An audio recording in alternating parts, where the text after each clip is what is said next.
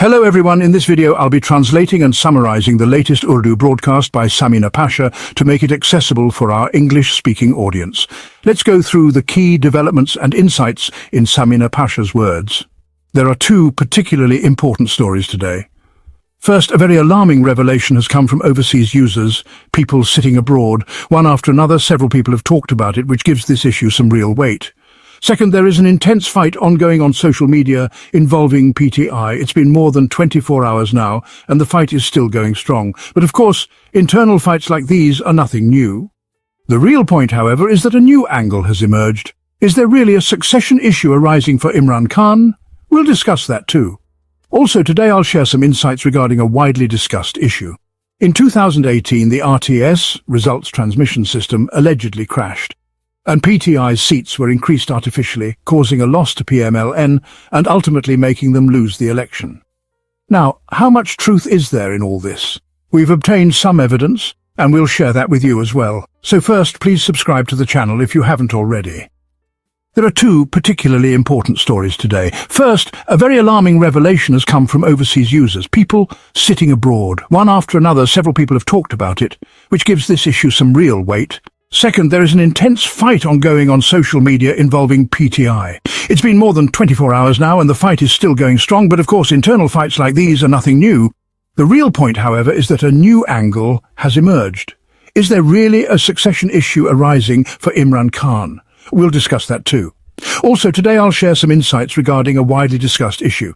In 2018, the RTS, Results Transmission System, allegedly crashed, and PTI's seats were increased artificially, causing a loss to PMLN and ultimately making them lose the election. Now, how much truth is there in all this? We've obtained some evidence and we'll share that with you as well. So first, please subscribe to the channel if you haven't already. Now let's talk about the major news currently circulating. This news was also discussed by Imran Riaz Khan in his vlog. You might remember that I interviewed him a few days ago and I asked him about this very news. He explained what the story was about and what his intentions were.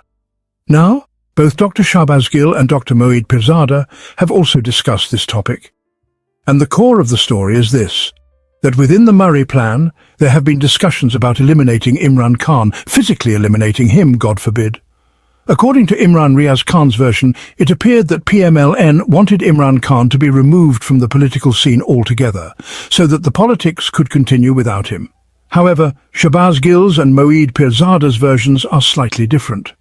They suggest that it's the establishment that has made up its mind to eliminate Imran Khan, but they plan to put the blame on PMLN. This has reportedly alarmed PMLN, making them realize that such a massive move could not only end their political career, but also potentially cause irreparable damage to the country. Hence, voices within PMLN are now suggesting that eliminating Imran Khan isn't necessary. Instead, they are looking for ways to send him abroad, effectively removing him from the political scene without triggering a national upheaval. So there are two versions of the story. Imran Riaz's version implies that PMLN wants him eliminated. Gill and Pirzada's version says the establishment wants it, but plans to frame PMLN. Why hasn't this plan moved forward? Two major obstacles are holding things back. First, the KP government and its sentiment Imran Khan is extremely popular in Khyber Pakhtunkhwa, KP. The youth there are die-hard fans, and the people in general have a more aggressive mindset. They're not afraid of confrontation. Plus, KP has a unique context. There are people who fought the Taliban, and weapons are common in households, which isn't seen as abnormal there. That's why the state fears that if any attempt is made on Imran Khan's life, the situation may spiral out of control, especially in KP. There's a grave concern that KP could slip out of control, much like how East Pakistan, Bangladesh, was lost in 1971. Second, no alternative leadership. There is no one ready to handle the aftermath if things get out of hand. There is no alternate leader who can step in, calm people down, and unite the nation like Imran Khan can. So, even if something drastic happens, there's no one in PTI or outside who could carry the movement forward effectively. Who could lead after Imran Khan? There's a clear vacuum. Even when Imran Khan was active and out of jail, there were other influential people. But now he's reached a peak, and no one around him comes close in stature. The party is already full of factions and divisions, so even if someone steps up, they wouldn't be a unifying choice. Previously, Murad Saeed was seen by many as a potential successor. But lately, even he is facing criticism for not showing the expected leadership qualities during this difficult time. So, if not Murad Saeed, then who? In the party, no one seems suitable. Now, talking about the family, many people feel Alima Khan has not only the ability to lead politically, but also has the trust and confidence of PTI's workers and leadership. But this trust is not solely because of Alima Khan herself. It's because of her association with Imran Khan. People see her as an extension of him, someone close to him who can convey his message sincerely. So yes, people trust her while Imran Khan is present. But if, God forbid, something happens to Imran Khan, and the idea is that Alima Khan will lead PTI, that doesn't seem likely or realistic. In fact, Alima Khan herself may not even accept that role.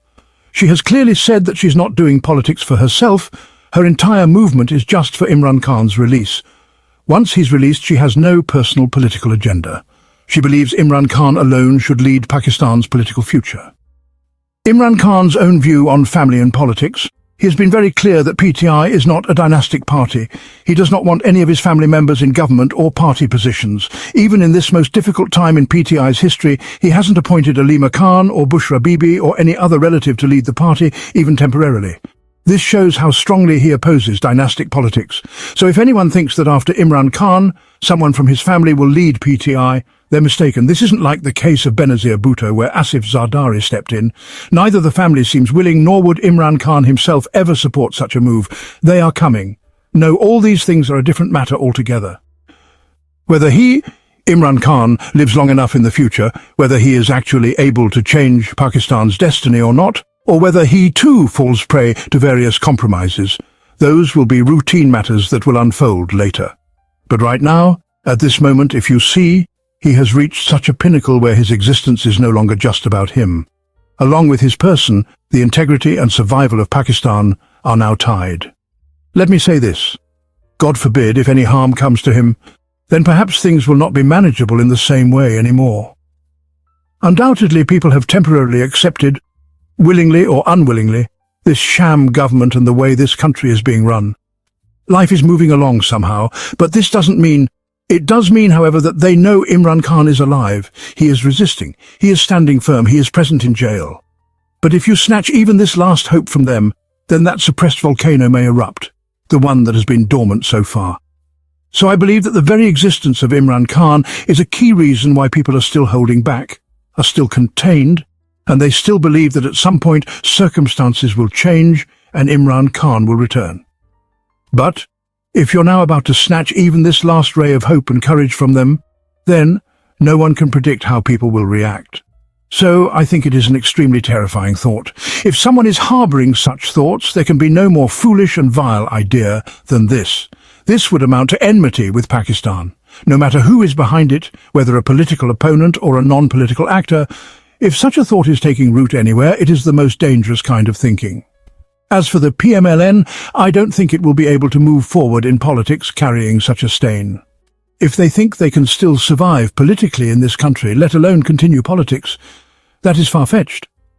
It is now time for them to decide what path they want to take.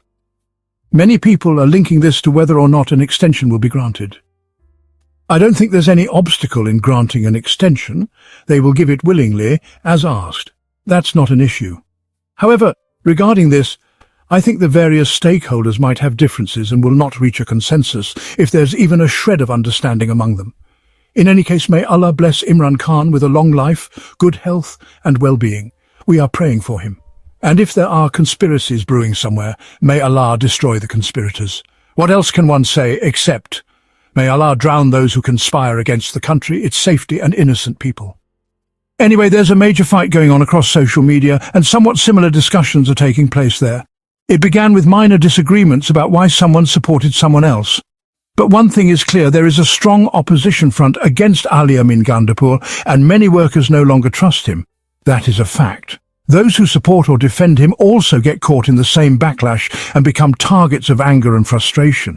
Right now, Sanam Javed is in conflict with many overseas activists who hold Ali Amin Gandapur responsible. If Sanam defends or supports him, then the matter shifts to personal disagreements. This is also part of the PTI's nature. They always need something to do. When there's nothing else going on, they start fighting among themselves. So, one reason is that since nothing significant happened recently, these people are now busy clashing among themselves. But the important point being discussed again is about succession being unacceptable. This gives the impression that there's a group that suspects Alima Khan might be preparing to take over party leadership. Many people believe that's why Ali Amin Gandapur is being targeted, to weaken him and strengthen Alima Khan, possibly as the successor. Though I already discussed this in detail earlier, I don't think this whole succession narrative can actually progress. Even for Alima Khan, I don't think this is acceptable. So let's see how far this issue goes. These fights keep happening within the party, nothing too serious. Eventually they normalise and move on, settling personal scores. That said, Sanam Javed has suffered a lot herself. She's a brave woman and speaks out boldly from within Pakistan. She has even been sentenced by court. Because of this, she cannot appear on the front lines anymore. Otherwise, she would be present at every protest. So just because she doesn't criticise Gandapur doesn't mean her sacrifices should be forgotten. But it's also wrong to say that if someone inside or outside the country raises questions about Gandapur, they are traitors or compromised. The party is a democratic entity. Anyone's role can be questioned. Asking such questions doesn't make someone a traitor. But you know how it is. When it comes to settling scores, logic and reason go out the window. Now, as I told you earlier, a lot is said about 2018, that the RTS, or Results Transmission System, was shut down and seats were stolen from PMLN and given to PTI. This is a popular narrative among PMLN journalists, but one of our top journalists, Fahim Akhtar Malik, who also covers the Election Commission beat, he posted something interesting today. On the night of February 8th, during the 2024 elections, when Chief Election Commissioner Sikandar Sultan Raja quietly left, Fahim Malik was the first to post a tweet and video of his car leaving for an unknown location, appearing very troubled. Then the results flipped, and all that happened. It's now part of history. Anyway, Fahim Akhtar Malik shared some very interesting figures today. I'll share them with you. According to the Election Commission's own data, in 2018, a total of 299 petitions were filed related to alleged rigging. Now you'd assume, based on TV talk, that most complaints came from PMLN about RTS failure and stolen seats. But actually, PTI filed the most petitions. PTI filed 76 petitions in 2018-23 for National Assembly seats and 53 for provincial assemblies. PMLN filed only 43 petitions in total. Of these, only 15 were related to National Assembly. That means, according to their own numbers, PMLN believed only 15 National Assembly seats were unfairly awarded to PTI in 2018. If I summarise, PMLN themselves only challenged 15 National Assembly results for alleged rigging. Meanwhile, people today equate 2018 and 2024 as the same in terms of rigging. But there's a huge difference. In 2024, PTI filed 206 petitions, 86 for National Assembly and 120 for provincial assemblies.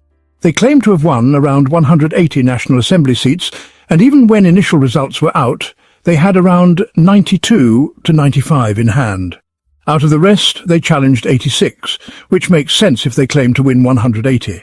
Whereas PMLN filed only 48 petitions in 2024, of which only 15 were related to National Assembly. So these facts are enough to show the difference between propaganda and reality.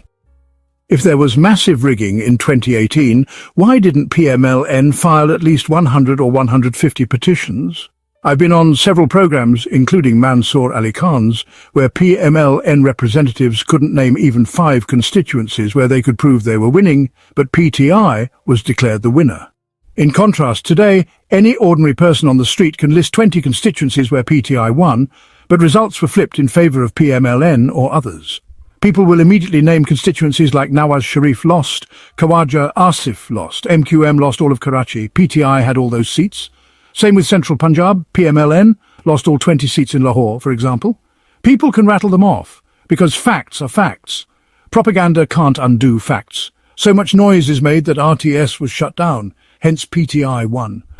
But the truth, as I've just shown, is very different. There are many more facts too. Just look at the surveys from that time. Not just from pro-PTI journalists, but independent ones. Like Habib Akram, his surveys were solid. He had predicted almost the exact number of seats PTI ended up winning in 2018, so those results were in line with expectations. RTS shutdown was made into a story to justify PMLN's loss and to push the narrative that PTI was selected. But the reality is, as I told you, only 15 petitions were filed by PMLN in 2018 for National Assembly rigging, while PTI has filed 86 in 2024. So these are the facts. The rest, well, these petitions won't go anywhere because they've appointed hand-picked or retired judges who will either rule as they're told or keep the cases pending. Everyone knows what the outcome will be. But I just wanted to show the difference between propaganda and truth. Live your life knowing that difference. That wraps up our translation of Samina Pasha's video. I hope this English version helped you understand her message better. Please like, share and subscribe to Awami Lens to help our community grow. Don't forget to leave a comment below and let me know what you thought of this effort.